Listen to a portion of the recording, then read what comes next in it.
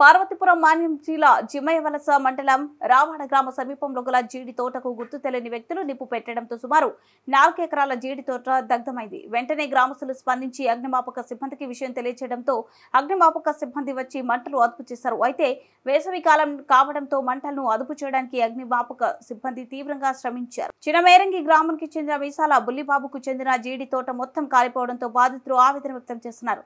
ప్రభుత్వం స్పందించి నష్టపరిహారం కల్పించాలని బాధితులు కోరుతున్నారు.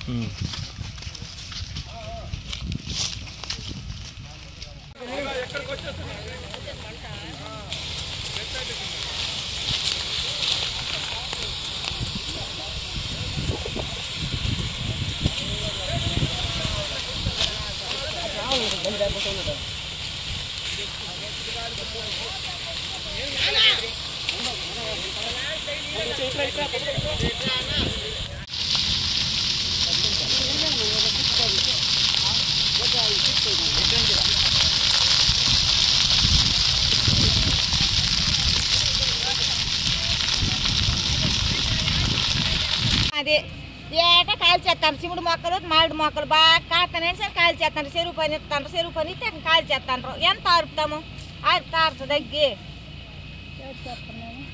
ఆ అమ్మ కొట్టి 5 ఎకరా ఇదల్లా 2 రోజులు కొనుక్కోండి. రాళ్ళకి నష్టమేనే ఏట కాలిపోతుంటే ఏం చెట్లు బతుకుతాయి. కావాలనే పెట్టేస్తాంటాం. పెద్ద పెద్ద చెట్లు కాలిపోతే మళ్ళీ మాగు అవుతాయే. బాగా కాసింది మామిడి చెట్టు గుత్తు గుత్తులు కాసింది. ఎలా